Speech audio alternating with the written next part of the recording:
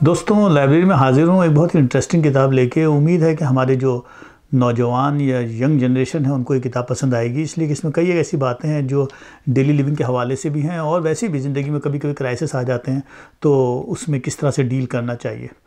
Amy मॉरिन की किताब है 13 things mentally strong people don't do. वो ऐसी कौन सी 13 चीज़ें हैं जो जहनी तौर पर मजबूत लोग नहीं करते। अच्छा, एमी मॉरिन का बैकग्राउंड क्या है? ये किताब आई थी 2014 में और ये वैसे तो क्लिनिकल साइकेट्रिस्ट हैं, सोशल एक्टिविस्ट हैं, फोर्ब्स में लिखती हैं, न्यूयॉर्क में होती हैं। ये 2013 में ख़ासी क्राइसिस में थी और कुछ ऐसे मसाइल हुए उनकी ज़िंदगी में, जैसे उनके फादर की डेथ हो गई, उनके हस्बैंड की डेथ हो गई, बाद में उनके जो फादर इन लॉ थे उन्हें कोई कैंसर वगैरह डायग्नोस हो गया। तो उन्होंने एक दिन क्या किया कि एक पेपर पर उन 13 चीज़ों को लिखा जो वो समझ रही थी कि मुझे उन चीज़ों को आइडेंटिफाई करना चाहिए जो हमें ज़िंदगी में नहीं करना चाहिए। और उसके बाद उसको उन्होंने अपना वो लिस्ट बना के उसको उन्होंने ब्लॉग के ऊपर अपने शेयर किया। वो वायरल हो गया, वो मतलब बहुत ज़्यादा पढ़ा गया। उसके अगले साल यानी 2014 में फिर उन्होंने ये किताब लिखी और 50 मिलियन इसकी कॉपी बिकी, यानी ये कोई इंटरनेशनल बेस्ट सेल में चली गई। 40 लैंग्वेज में इसका तर्जुमा हुआ। तो हम देख लेंगे कि आखिर ऐसी कौन सी अहम चीज़ें हैं जिनसे मेंटली स्ट्रॉन्ग पीपल जो है जिनको अवॉइड करते हैं, जानते हैं कि किस तरह से उनको डील करना चाहिए। अच्छा, जब मैं पढ़ रहा था तो मैं कुछ देर के रुका, मैंने कहा कि यार थोड़ा सा देखें फ़िलासफ़ी के अंदर क्या चीज़ है। तो मुझे स्टोइसिज्म के ऊपर जाकर नज़र टिक गई कि यार स्टोइसिज्म देखना चाहिए क्या है, क्योंकि स्टोइसिज्म बड़ा इंटरेस्टिंग फ़िलासफ़ी है और कई एक बातें थी जो बड़ी क्लिक कर रही थी। एक किताब थी हैंडबुक ऑफ स्टोइक्स, हैशिमो पोग्लिल्यूसी की किताब है और उनके साथ एक और को ऑथर भी हैं, ग्रिगरी लोपेस।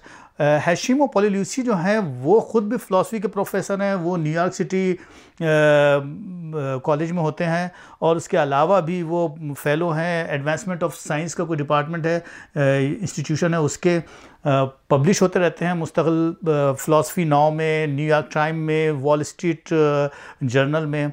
और जो दूसरे साहब हैं हमारे ग्रिगरी लोपेस, वो डाइजेस्टिक है एग्जामिन के नाम से, उसके एडिटर इन चीफ है।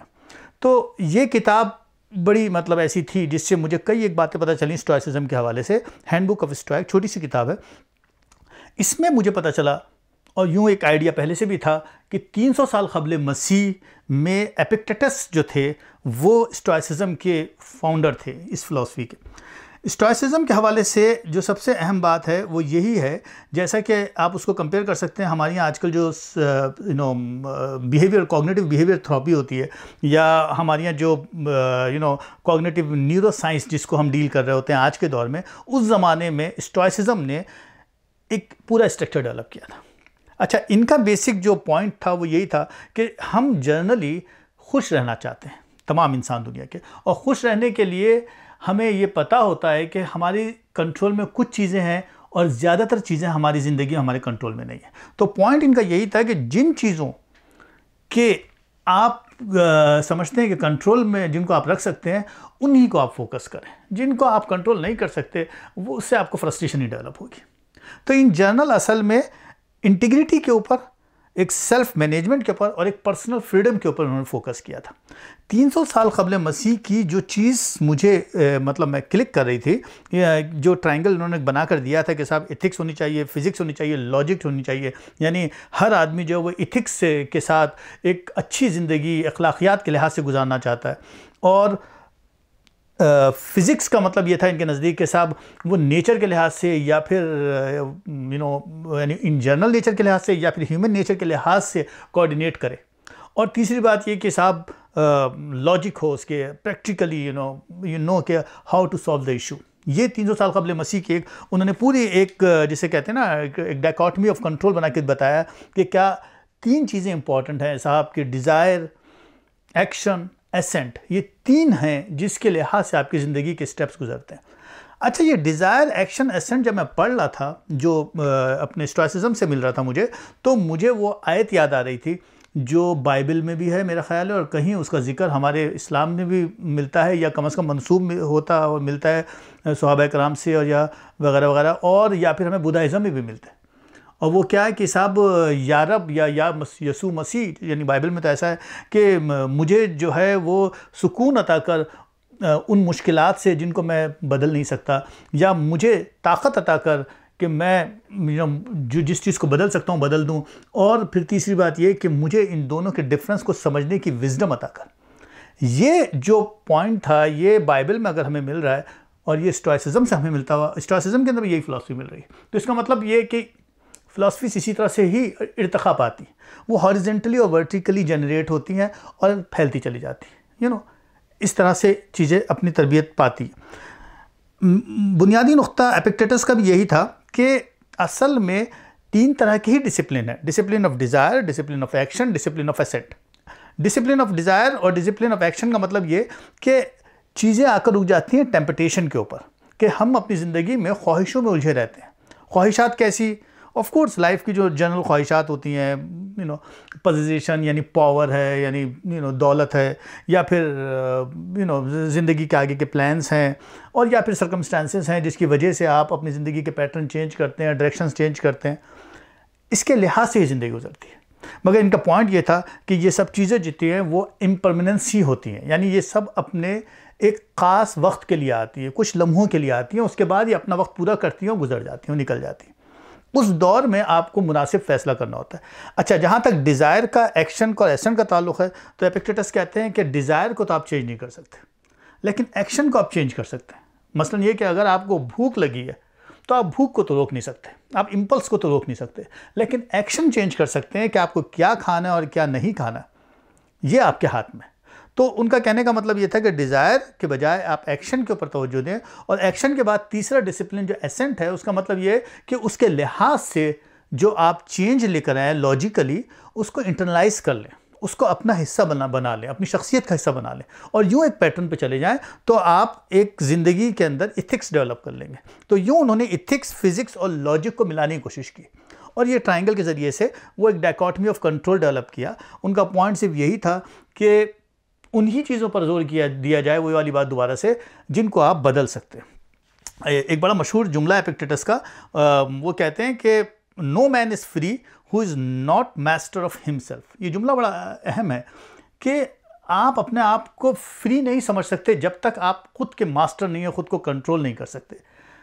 अच्छा, इसके काफ़ी मायने भी निकलते हैं, आप समझ भी गए होंगे। यानी कि बहुत से लोग हैं जो ज़िंदगी दूसरों के लिहाज से गुजार देते हैं, दूसरों की दी हुई आइडियोलॉजी के लिहाज से गुजार देते हैं, दूसरों के उनका अपना कुछ खुद नहीं होता, उनके अपने कुछ लीडर्स होते हैं जिन पर वो भरोसा कर रहे होते हैं, या उन्हीं को फॉलो कर रहे होते हैं, या उन्हीं जैसा सोच रहे होते हैं।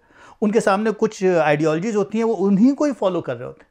तो ऐसे लोग जो हैं उनकी असल में तो पैदाइश ही नहीं हो पाती है, क्योंकि उनका अपना कोई ख्याल ही डेवलप नहीं हो पाता, क्योंकि वो हमेशा ज़िंदगी भर कंट्रोल में ही रहते हैं, यानी हर चीज़ के वो कंट्रोल में रहते हैं, वो कभी भी अपनी ओपिनियन डेवलप नहीं कर सकते। ऐसा मेरा भी मानना है कि जब तक आपका अपना ओपिनियन डेवलप नहीं होगा, यानी जब तक कि आप किसी चीज़ को रेजिस्ट नहीं करेंगे और उसके ऊपर उंगली नहीं उठाएंगे और उसके ऊपर तनकीद नहीं करेंगे इन द पॉजिटिव डायरेक्शन, उस वक्त तक आप जनरेट ही नहीं होंगे, आप पैदा ही नहीं होंगे। ये बहुत ही आम सी मिसाल है जो आपको अपनी ज़िंदगी में आसपास नज़र आ जाएगी, चाहे वो कोई पॉलिटिकल लीडर हो जिसके पीछे आप चल रहे हो, और जितना ज़्यादा आप ब्लाइंड फॉलोअर होंगे, उसका मतलब है कि उतने ही ज़्यादा आप डेड हैं। उसका मतलब है कि आपके अभी तक मॉन्टेसरी पैदा ही नहीं हुई, चाहे वो कोई भी नज़रिया हो, चाहे वो मजहबी नज़रिया हो, चाहे वो गैर मजहबी नज़रिया हो, चाहे वो सोशलिज्म, कम्युनिज्म, कैपिटलिज्म हो, चाहे वो इस्लाम हो, बुद्धाइज़म हो, कोई भी मज़हब हो। You have to create your own opinion, चाहे वो कोई एक शख्सियत हो, मजहबी शख्सियत हो या गैर मजहबी शख्सियत हो, you have to criticise on them. जिस लम्हे आप क्रिटिसाइज करते हैं, उस दिन आप पैदा होते हैं, उस दिन आपकी एक एग्जिस्टेंस डेवलप होती है, उस दिन आपकी एक आइडेंटिटी डेवलप होती है। इसीलिए मैं कभी कभी मजाक में अपने दोस्तों को कह भी देता हूँ कि आप पैदा होंगे तो फिर हम कहेंगे कि साहब खुदा न खास्ता मर गए, तो हम कहेंगे नल्ला राजून।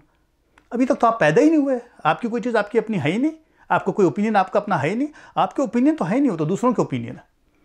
और ये बात भी बड़ी मज़ेदार है, क्योंकि उसी दौर में, रोमन दौर में ही, जो एक बड़े इम्पीरियर थे मार्कस ऑरियस, वो ख़ुद भी फ़िलासफ़र थे स्टोइसिज्म के, और उस पर उन्होंने खासा लिखा था अपने दौर में।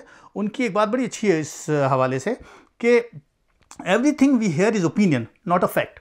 जो कुछ भी हम दुनिया में सुन रहे हैं, जो कुछ भी हम दुनिया में देख रहे हैं, जो कुछ भी दुनिया में हम पढ़ रहे हैं, वो असल में ओपिनियन है, वो फैक्ट नहीं है। ये बहुत इंपॉर्टेंट नुकता है।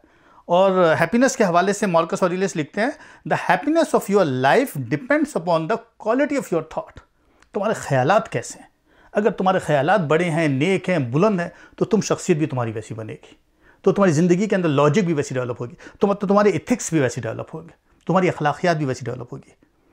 अच्छा, और एक और बात जो अपने बारे में उन्होंने कही कि बी टॉलरेंट विद अदर्स, दूसरों को बर्दाश्त कर लो, but strict with yourself, अपने बारे में स्ट्रिक्ट रहो। तो ये सारी फ़िलासफ़ी मैं पढ़ रहा था और मुझे लगा कि इसका मैं जिक्र कर दूं स्टोइसिज्म के हवाले से। आप देखिएगा इस किताब को, हैंडबुक ऑफ स्टोइक के नाम से है। मैं फिर एक ऐसा करता हूँ, शॉर्ट ब्रेक ले लेता हूँ और फिर आकर हम इस मौजूद पर बात कर लेते हैं, यानी उन 12 थिंग्स के बारे में देख लेते हैं कि वो कौन सी ऐसी 13 चीज़ें हैं जिसके बारे में एमी मॉरन कह रही हैं कि वो स्ट्रॉन्ग लोग नहीं करते।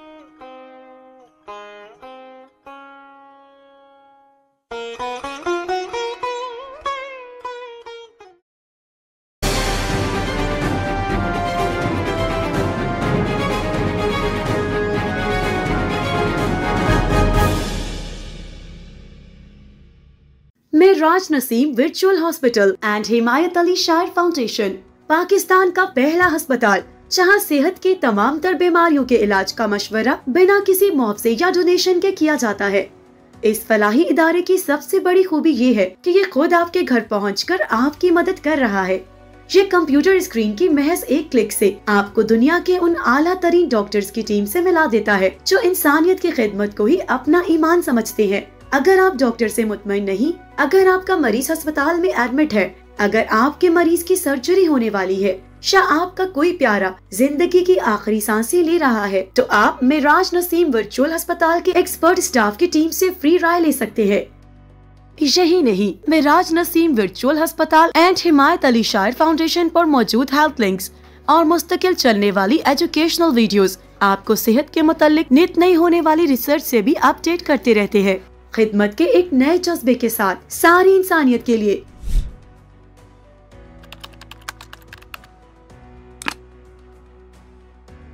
मिराज नसीम वर्चुअल अस्पताल एंड हिमायत अली शायर फाउंडेशन।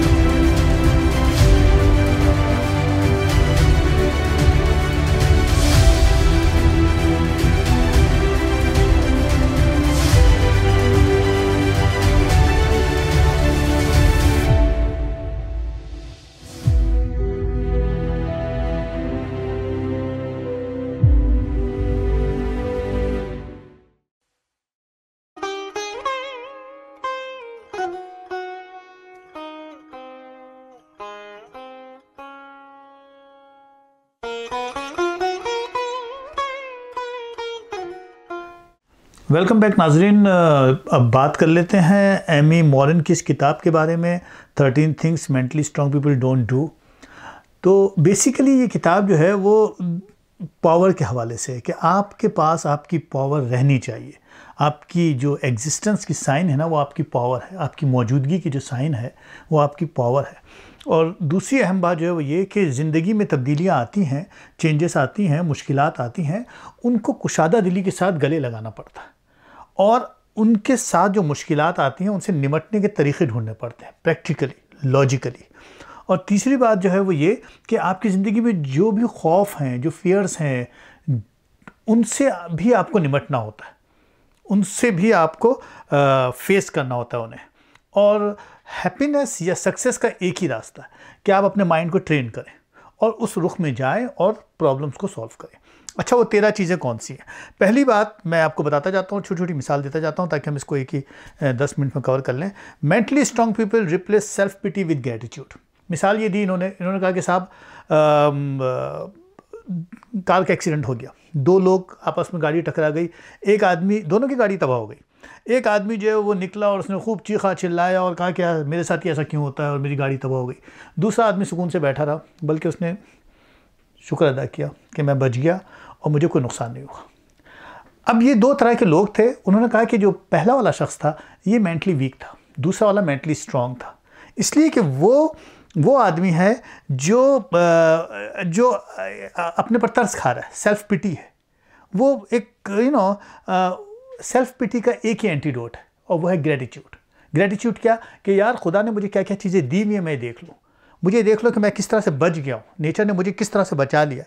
तो वो उसको सेलिब्रेट करे, उस एक्सीडेंट को सेलिब्रेट करे कि भाई शुक्र मैं बच गया, मेरा एक्सीडेंट हुआ लेकिन मेरा हाथ पाँव नहीं टूटे, बजाय इसके कि ये एक सेल्फ डिस्ट्रक्टिव बिहेवियर है। उन्होंने कहा इसमें नहीं जाना चाहिए, इससे उल्टा आपका नुकसान हो जाएगा। दूसरा पॉइंट क्या है साहब, mentally strong people hold on to their power and forgive. अच्छा, यहाँ ये मिसाल ये देती हैं कि एक लड़की है, जैसे वो उसकी फैमिली है लेकिन उसकी कोई इन लॉ है या मदर इन लॉ है फॉर एग्जांपल। ये एक आम तौर पे ऐसा रिश्ता होता है हमारी सोसाइटी में, क्या मगरिब में भी होता है कि साहब वो मुस्तकिल, उनकी जो मदर इन लॉ है वो बहू के ऊपर मुस्तकिल क्रिटिसाइज़ की जा रही है कि तुम्हें पेरेंटिंग नहीं आती है, तुम्हें बच्चे नहीं, ये वगैरह वगैरह, तुम्हें खाना पकाना नहीं आता। अब इस पेरेंटिंग के नतीजे में बहू का क्या रिस्पॉन्स है? बहू का रिस्पॉन्स ये है, ये कह रही है राइटर, कि वो अंदर ही अंदर बड़बड़ा रही है, अंदर ही अंदर कुड़ रही है, अंदर ही अंदर फ्रस्ट्रेट हो रही है, मगर बोल नहीं रही है। नतीजा क्या हो रहा है कि वो अपनी मदर इन लॉ की उस हैबिट को स्ट्रॉन्ग करती जा रही है एक ऐसी वक्त तक जब तक तब्दीली की कोई गुंजाइश नहीं होगी, क्योंकि वो सीमेंटेड हो जाएगी उनकी और वो समझेंगे कि वही ठीक है। तो वो ये कह रही है कि साहब असल में जो मेंटली स्ट्रॉन्ग पीपल होते हैं वो अपनी पावर अपने पास रखते हैं, वो उसका हल ढूंढते हैं और उसका हल सिंपल है। सिंपल ये कि अगर उसका हस्बैंड जो है उसके साथ कुछ कॉपरेशन, कुछ ऐसा एक कोऑर्डिनेशन और एक अंडरस्टैंडिंग है तो उससे बैठ के बात करें और फिर अपनी मदर इन लॉ से बात करें और उन्हें बात समझाएं, दोनों बिठा के कि देखें साहब ये बात ऐसी है और पेरेंटिंग के लिए वो खुद अपने तौर पर कर सकती हैं और लेट हर गो फॉर, उनके अपने एक्सपीरियंस वो जाने और आपकी सुपरविजन ठीक है मगर उनके तजुर्बात से उन्हें गुजरने दीजिए। तो यूँ आप फ्रॉम द फर्स्ट डे अगर आप ये मैसेज दे देंगे तो हो सकता है कि उन्हें शौक लगे, लेकिन फिर वो समझ जाएंगे कि ये दो मुख्तलिफ पोजीशंस के लोग हैं और ये दो मुख्तलिफ ये ज़रूरी है कि आप उस पर रजिस्ट करें और उस पर बात करें। तो ये एक थर्ड पॉइंट उन्होंने कहा कि सब mentally strong people are always ready to embrace change. अच्छा, यहाँ ये क्या कहते हैं, यहाँ ये कहते हैं कि साहब मुख्तलिफ तरह के लोग होते हैं। फॉर एग्जाम्पल एक साहब रिचर्ड की उन्होंने मिसाल दी कि साहब उन्हें डायबिटीज़ डायग्नोस हो गई। अच्छा, जब डायबिटीज़ डायग्नोस हुई तो डॉक्टर ने कहा कि यार तुम ज़रा वेट वगैरह कम करो, तुम 75 पाउंड तुम्हारा वज़न तुम्हारे नॉर्मल से ज़्यादा है, इसको कम करो। उन्होंने कहा जी बिल्कुल। उन्होंने जनाब अपने आप से प्लेज किया, वादा एक कहते हैं कि वो मैं ये करूँगा, डाइट के ऊपर पूरी लिस्ट बना दी, एक्सरसाइज में हफ्ते में 5 दिन करूँगा और जनाब 75 पाउंड में 3 महीने में कम कर दूँगा। हुआ क्या? हुआ कुछ भी नहीं। चंद दिनों के बाद वो टीवी के सामने बैठे हुए चैनल बदल रहे थे और अपने चिप्स वगैरह और ये जो ना जंक फूड खा रहे थे, तो वेट वगैरह कुछ भी कम नहीं हुआ। वजह क्या हुई? क्योंकि मेंटली स्ट्रांग पीपल कभी भी रेडिकल चेंज अपनी ज़िंदगी में नहीं लेकर आते हैं और ना ही कोशिश करते हैं, उन्हें पता होता है कि ये प्रैक्टिकली पॉसिबल नहीं है।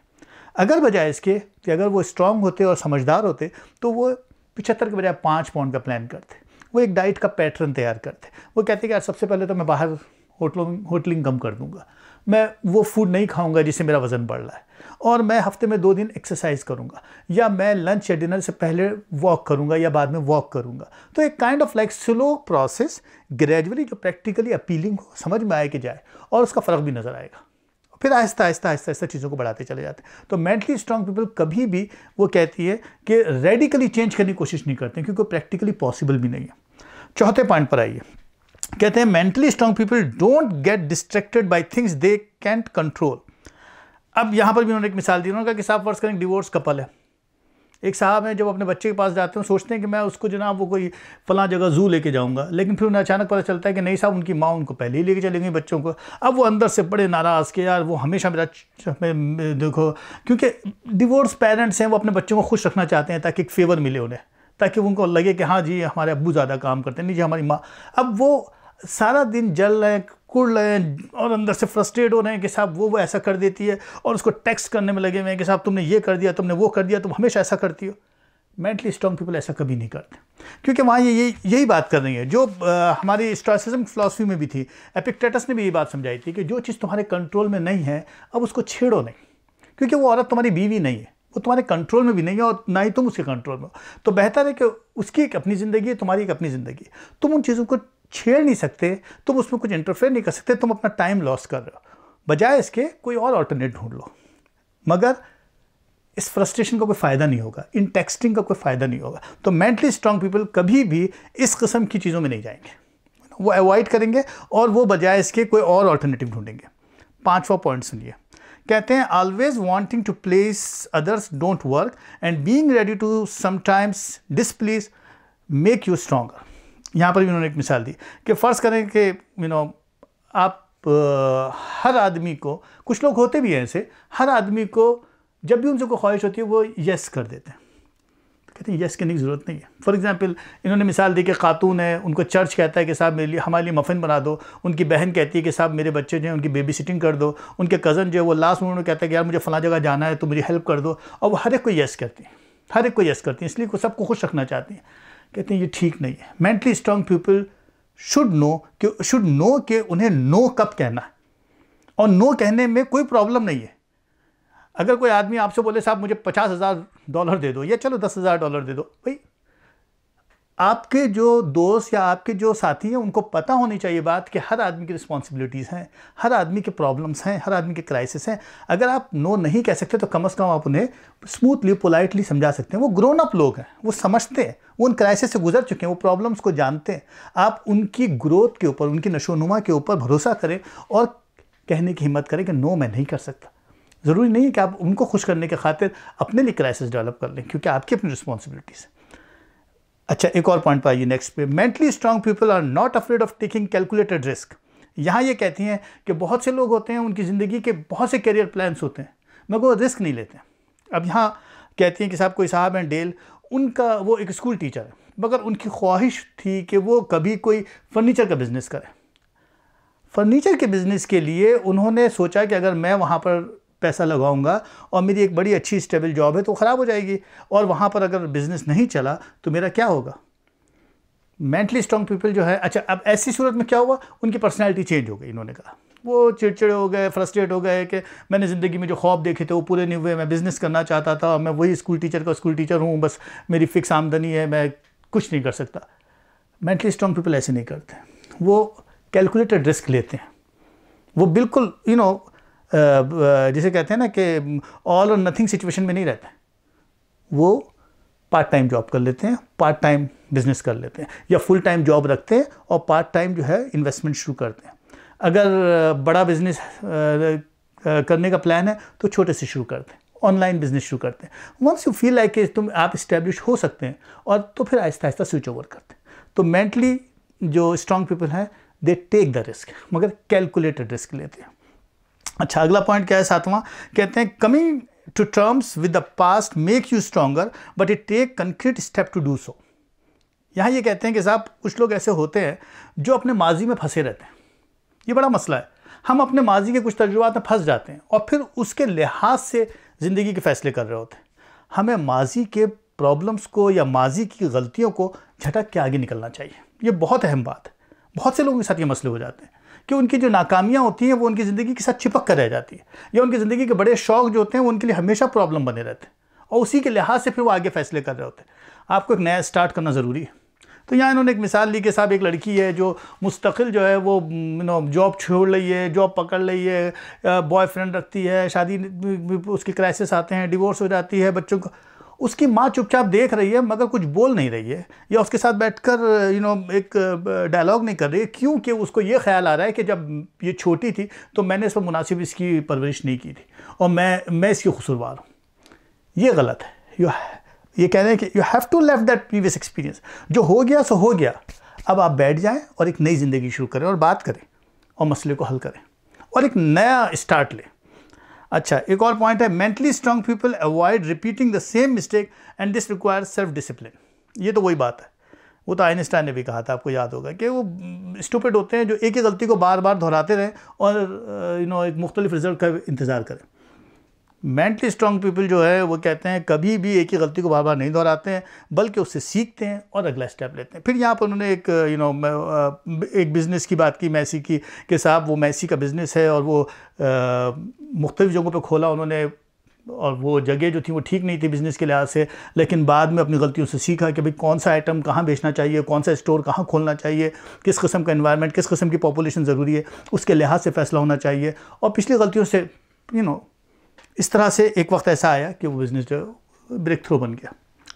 उसके बाद एक और पॉइंट है कि साहब mentally strong people don't envy other people success but rather seek to collaborate with them. इसका मतलब क्या है? वो कहते हैं कि साहब असल में जो मेंटली स्ट्रॉन्ग पीपल जो होते हैं ना, वो जेलस वगैरह ज़रा कम ही होते हैं। फॉर एग्जांपल फेसबुक पर आप गए, आपने आज जाकर देखा कि साहब किसी साहब ने अपनी वो वेकेशन की छुट्टियों की तस्वीरें लगाई हुई हैं और खूब इंजॉय कर रहे हैं, या किसी ने अपनी नई गाड़ी लगा दी तस्वीर, और आप कह रहे हैं कि अरे प्रॉपर्टी की तस्वीर लगा दी, बड़े घर दिखा दिए। अब आप सोच रहे हैं कि यार काश इनकी ज़िंदगी का लाइफस्टाइल देखो, हमारा लाइफस्टाइल देखो। मेंटली स्ट्रॉन्ग पीपल जो है ना, वो ये नहीं सोचते हैं, वो इस बात को समझते हैं कि सक्सेस में और सेटिस्फैक्शन में क्या फ़र्क है। हो सकता है कि वो उस सक्सेस के ऊपर क्या सेक्रीफाइस कर रहे हैं वो आपको नज़र नहीं आ रहा है, लेकिन आपको जो सेटिस्फैक्शन, फॉर एग्जांपल आप एक अच्छी फैमिली के साथ हैं, आपके पेरेंट्स आपके इर्द गिर्द है, आपके बहन भाई आपके इर्द गिर्द है, आपका एक पूरा कबीला इर्द गिर्द है, आपकी एक पूरी अलग तरह की ज़िंदगी है जिसको आप इंजॉय कर रहे हैं डेली बेसिस के ऊपर, और वो वहाँ नहीं है। वो उसको कंपनसेट इस तरह कर रहे हैं कि वो इधर उधर घूमने निकल जाते हैं। तो एक सेटिस्फैक्शन में और एक सक्सेस में डिफरेंस है। मेंटली स्ट्रॉन्ग पीपल इन बातों को जानते हैं। और फिर उसका सोल्यूशन ये है कि अगर कोई आदमी आपको लगे भी कि आपसे ज़्यादा सक्सेसफुल है, तो बजाय इसके कि उससे जेलस हो, उससे कोलैबोरेट करते हैं, उससे टिप पूछते हैं, उससे बात करते हैं, जानने की कोशिश करते हैं कि रास्ता क्या है। अच्छा साहब, 10वां पॉइंट क्या है? Mentally strong people don't give up easily and they are self compassionate about failure. ये भी बहुत अहम बात है कि जल्दी हारते नहीं है मेंटली स्ट्रॉन्ग पीपल। नाकामी आती है, नाकामी को सक्सेस का एक स्टेप समझते हैं। ज़िंदगी में नाकामी जब भी आती है, फॉर एग्जांपल एडिसन का उन्होंने मिसाल ली कि एडिसन के बारे में सब जानते हैं कि उसने बल्ब बनाया और सारी दुनिया को रोशन कर दिया, मगर क्या लोगों को पता है कि उसने घूस मशीन भी बनाई थी या एक ऐसा इलेक्ट्रिक पैन भी बनाया था जो सक्सेसफुल नहीं हुआ था? लोग उसको फेलियर कहेंगे, लेकिन वो एडिसन के लिए फेलियर नहीं था, एडिसन के लिए वो सक्सेस का स्टेप था। तो आपकी जो नाकामियाँ होती हैं वो असल में आपके कामयाबी के स्टेप्स होते हैं, वो आपको बहुत सिखा रहे होते हैं। कामयाबी इतना नहीं सिखाती है जितना नाकामी सिखाती है, जितना प्रॉब्लम्स आपको सिखाती है। जितना प्रॉब्लम और नाकामी आपको स्ट्रॉन्ग बनाते हैं, कामयाबी आपको इतना स्ट्रॉन्ग नहीं बनाती, बल्कि कामयाबी तो किसी हद तक आपको खुशफहम बना देती है और अक्सर बेशतर आपको नुकसान का सबब बन जाती है। तो यहाँ पर ये बात समझाती है। अच्छा, नेक्स्ट स्टेप क्या है? 11 पॉइंट कहते हैं mentally strong people are comfortable being alone and use meditation to become more resilient. जो तन्हाई है, वो हमेशा तन्हाई का मतलब ये नहीं होता है कि वो लॉनलीनेस का शिकार है, बल्कि बाज़ वक्त तन्हाई आपके लिए ब्लेसिंग होती है। वो कहते हैं मेंटली स्ट्रॉन्ग पीपल अपनी तन्हाई के लिए वक्त निकालते हैं, अपनी ज़ात के लिए वक्त निकालते हैं। उस दौरान बैठकर सोचते हैं, या तो पढ़ते हैं या सोचते हैं, फ़िक्र करते हैं या लिखते हैं, या फिर अपनी ज़िंदगी के मसाइल के बारे में और अपने साथ कुछ वक्त गुजारते हैं। ये लॉनलीनेस ज़रूरी है आपकी ग्रोथ के लिए। तो मेंटली स्ट्रॉन्ग पीपल जो है वो अपनी तन्हाई के लिए अपना वक्त निकालते हैं, मेडिटेट करते हैं और अपने आप को नफ्सियाती तौर पर मजबूत बनाते हैं और ज़िंदगी के अंदर कोप करते हैं और चीज़ों के डायरेक्शन में जाते हैं। अच्छा, आगे कहते हैं mentally strong people have a entitlement mentality, sorry many peoples have an entitlement mentality but strong people concentrate on giving rather than taking. इस पॉइंट में क्या कहते हैं? ये 12वां पॉइंट है। इसमें कहती हैं वो कि जो बहुत से लोग ऐसे होते हैं, जो आपके भी शायद तजुर्बे में आए हो, वो खुद को कुछ समझते हैं, बस समझते हैं। अब समझते हैं तो भाई आपके ऑफिस में होंगे, बॉस समझते हैं और समझते हैं कि अगर मैं नहीं होऊंगा तो ये ऑफिस कैसे चलेगा, या मैं इस महल्ले में नहीं रहूँगा तो महल्ला कैसे चलेगा, या मैं अगर इस मुल्क में नहीं होऊंगा तो ये मुल्क कैसे चलेगा। इस किस्म के माइंडसेट होते हैं और वो बड़े बॉसी मिजाज के होते हैं, जो आपको इरिटेट भी कर रहे होते हैं। और ऐसे लोग ज़िंदगी में अपने लिए क्राइसिस भी क्रिएट करते हैं। अक्सर बेशतर ऐसे लोग मैनेजमेंट के लिए प्रॉब्लम बन जाते हैं। आप ऐसा समझते हैं कि आप किसी लायक हैं, मगर आपकी लायक होने का फ़ैसला आप नहीं करने वाले, आपके लायक होने का फ़ैसला दूसरे करने वाले। तो इस किस्म का जो मिजाज है वो कि मैं सबसे बड़ा राइटर हूँ, मैं सबसे बड़ा नावल निगार हूँ, मैं सबसे बड़ा डॉक्टर हूँ, मैं सबसे बड़ा इंजीनियर हूँ, मेरी क्या बात है। ये जो इंटाइटलमेंट आपने अपने लिए खुद क्रिएट किया हुआ है, दैट्स गुड फॉर यू, मगर बहुत मुमकिन है कि इससे आपको नुकसान पहुंच जाए, क्योंकि हो सकता है कि आपके इर्द गिर्द के लोग आपके पीछे आपके बारे में मुस्कुरा रहे हों, सोच रहे हो कि मसाइल हैं यहाँ पर नफ्सियाती, कुछ नार्सिसिज्म है, कुछ इस तरह का मसला है। खैर, तो ये चीज़ भी स्ट्रांग आदमी जो है वो कभी भी इस किस्म के इंटाइटलमेंट नहीं पालता। वो बहुत ही रियलिस्टिक होता है और समझता है कि मेरे अंदर बहुत सी कमी है और मुझे अपने आप को इम्प्रूव करना है, मुझे अपने आप को मुस्तकिल पढ़ना है या सीखना है, तभी मैं किसी लायक हो सकूँगा। आखिरी पॉइंट इनका बड़ा इंटरेस्टिंग है। Mentally strong people recognise that achievement take time and that progress is not always immediately apparent. ये भी इंपॉर्टेंट पॉइंट है कि उन्हें पता होता है कि सक्सेस जो है वो रातों रात नहीं मिलती है, कोई मैजिक टैबलेट नहीं है कि खाई और सुबह जनाब आप। इसके लिए आपको मेहनत करनी पड़ती है, इसके लिए आपको ग्रेजुअली प्रोग्रेस करनी पड़ती है और अल्टीमेटली आप एक जगह पहुंच जाते हैं। मगर मुझे याद आ गया अपने वालिद की एक बात कि वो अक्सर एक बात कहते थे मुझे, और बहुत अहम है कि तुम जो भी काम करो, मतलब जब मैंने राइटिंग का सिलसिला शुरू किया तो मुझे कहते थे कि तुम बेटा लिख तो रहे हो लेकिन अपनी कामयाबियों के बारे में ओवर एक्सपेक्टेड होने की ज़रूरत नहीं है, अनजान रहो। जो भी काम करो उसके बारे में थोड़ा अनजान रहो, छोड़ दो, भूल जाओ। ज़रूरी नहीं है कि कोई भी चीज़ जो है वो किसी गोल के लिए की जाए, अपनी सेटिस्फेक्शन के लिए करो, अपने इत्मीनान के लिए, क़ल्बी इत्मीनान के लिए करो और ज़िंदगी के फ़्लो में चलने दो उसको। हर चीज़ का कोई गोल नहीं हुआ करता, हर चीज़ की कोई अचीवमेंट नहीं होती, हर चीज़ के लिए कोई रैट रेस नहीं होती। और ख़ास तौर पे फ़ाइन आर्ट्स की तो बात है ये बात कि साहब इसमें आप, तो वो कहते थे कि तुम लिख रहे हो तो लिखो, मगर लिखने के बाद भूल जाओ, बस तो जो तुमने लिख दिया वो अब तुम्हारा नहीं, वो दूसरों का हुआ। एप्रिसिएशन मिल गई तो ठीक है, और एप्रिसिएशन के लिए लिखने की ज़रूरत भी नहीं है, अपने दिल के इत्मीनान के लिए करो। मेरा ख्याल है कि ये किताब बड़ी खूबसूरत थी और मुझे लगा कि शायद ये चीज़ें किसी हद तक हमारी नौजवान ख़ासतौर पे जनरेशन जो है जिनकी ज़िंदगी एक आगे है पूरी, उसमें क्राइसिस भी आएंगे और अच्छे बुरे वक्त भी आएंगे, उसमें किसी हद तक कहीं मददगार साबित होगी। तो ये अच्छा मौजू था। मेरा ख्याल है कि इसको आज यहाँ इतना ही रखते हैं, फिर हाज़िर होता हूँ मैं नई किताब के साथ हफ्ते 10 दिन के अंदर। अपना ख्याल रखिएगा। Thank you.